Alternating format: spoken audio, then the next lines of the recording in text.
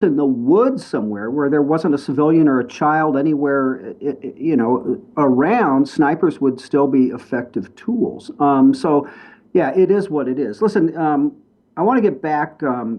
Again, we're talking about American Sniper, you guys. Oh, let me say this real quick, Hassan, because I think I asked you Thursday or Friday.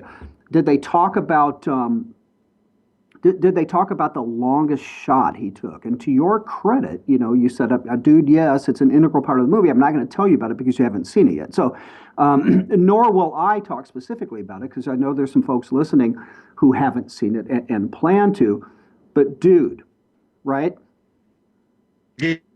Yeah. That was Yep. incredible. That was incredible. Yeah.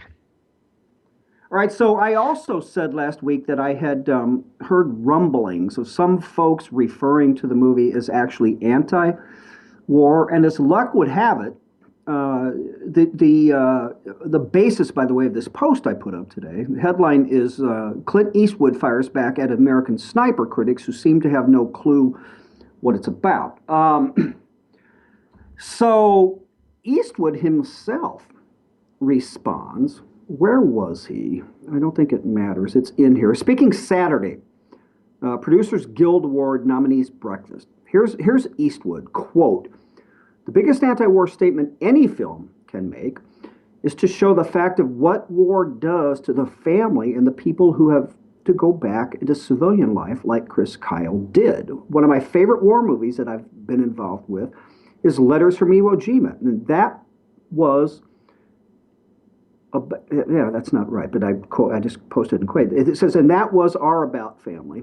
I have to take that out of there, dude, because but that's what it says. Anyway, about being taken away from life, being sent someplace. In World War II, everybody just sort of went home and got over it. Now there's someone effort to take care of people, to help people. In Chris Kyle's case, no good deed went unpunished. So, you know what? I don't know that I entirely buy his logic there, but obviously he made the movie. But he does have a point. War is hell.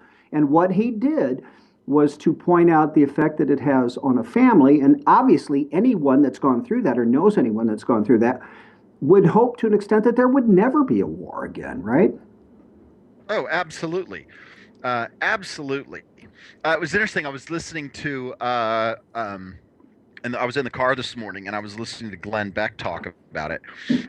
And he was talking about the language that is used in some of the other types of conversations that happen between the guys. Right. And Beck's comment was, hey, look, as a, I forget how he described himself, but basically as a believer, theist, he's like, you know what, I don't use that kind of language and I don't really like that kind of language. On the other hand, do I think that that's the way those guys talk and that's the world, especially in combat, that they live in? Absolutely. Do I have a problem with it? No. No, of course not. Do I think that they're bad guys? He goes, well, let's just put it a different way. If I had to trust my daughter with someone, would it be a Marcus Luttrell, Chris Kyle, who uses that kind of language and makes those kinds of jokes and those kind of comments, or somebody else? He goes, absolutely, I would trust my daughter with the Chris Kyle, Marcus Luttrell type, regardless of the words in combat that came out of their mouth, which I thought was interesting. Yeah, it's called integrity and morality. Um, Look, that's Yeah, the way a here. lot of. Go ahead, man. Oh, no, no, please go ahead. I was gonna say that's the way a lot of people talk in everyday life. Police officers, right? You've seen those YouTube videos. In fact, there was just one. Did I see it this morning? I think it might be up at Zip's place, but the no, I saw that one over the weekend. There's actually two shootings. They're YouTubes that I watched recently.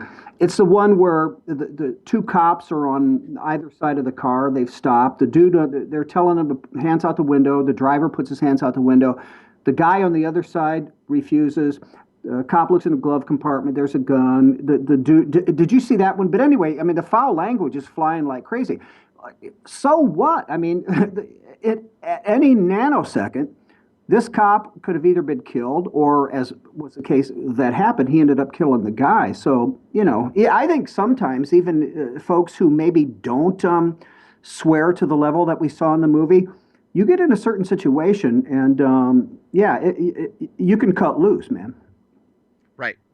Yeah, absolutely. And it's well, remember Thanksgiving we had my high school buddy who was a San Diego cop on, Yeah, and he yeah. was talking about when they use those the cameras that are on the bodies of police officers, GoPro, yeah, that GoPro. will be some yeah, that might be something that kind of surprises folks.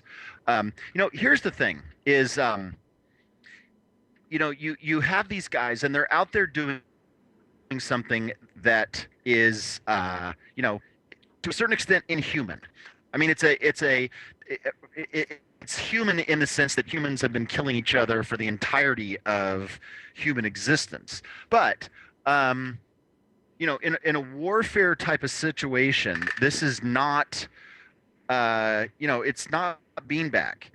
And you have these guys that are trained killers effectively, Right. and to expect that they're going to speak with one another and act in situations and respond to those types of stresses as if they were at a Upper East Side tea party Right. is naive and absurd. Well, and not so much inhuman, but in terms of killing another human being, they're put in situations in which if they were not there, they would never kill another human being, and it was to protect their life or that of their family, maybe. So, people like Michael Moore, Seth Rogen, all of the panty waist liberals who rush to condemn. He's a cold-blooded killer. Blah blah blah blah blah.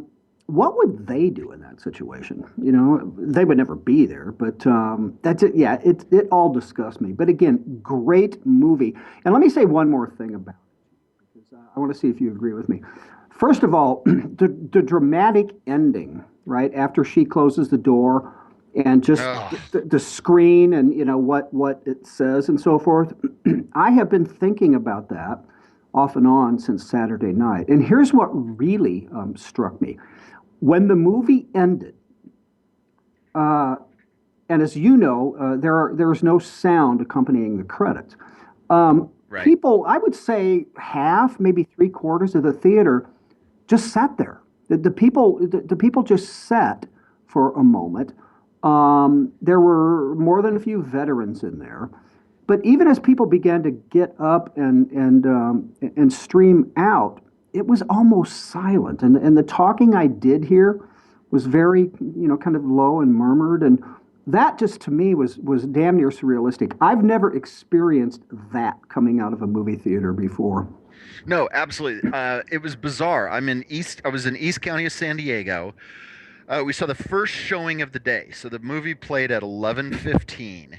And usually on a Saturday at 11:15, you're just not expecting a full theater, right? It was absolutely full. I actually went out and refilled my root beer three-quarters of the way through because I'd already, seen the movie, right?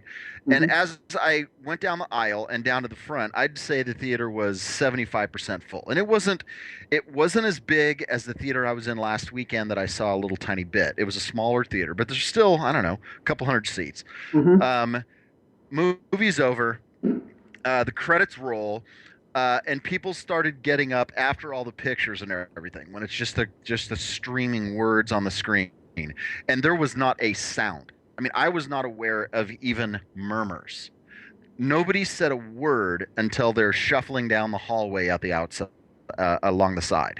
I that just Just dead silent. it gave me kind of goosebumps, dude. There was I was on the aisle, my wife next to me, and then next to her was an older gentleman, a veteran. You could tell by like the stuff he was wearing. I suspect Yeah. anyway.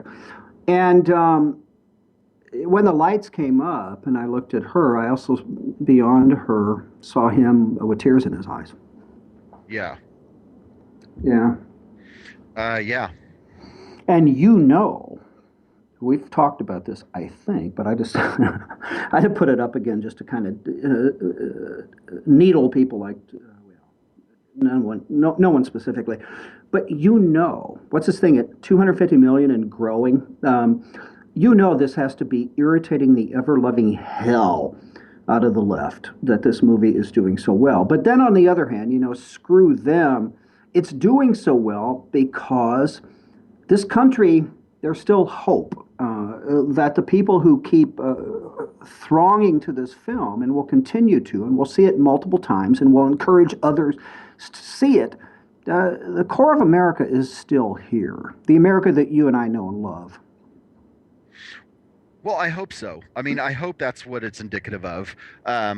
It's online to be maybe I saw this somewhere. Maybe it was on Breitbart over the weekend. The largest grossing war film of all time. Yeah. I Although mean, it's not. I mean, it's not technically a war film. mm, But Saving Private Ryan wasn't a war film either. It was a story set within the context of a war. Same with right, this to a certain which is extent. what Marcus Luttrell said. He said Hmm. Lone Survivor was, kind of full in your face war movie where, sure, this was took place in war, most of it. Which, incidentally, dude, since you just this last time heard the real sound of it, this thing was just incredibly done. It makes you wonder, like, how could they do that so realistically? But this was more of a human interest story. This is about this guy. It was about his interrelation with his family and so forth. And I just think it was extremely well done. Yeah, I'm going to see it again this weekend.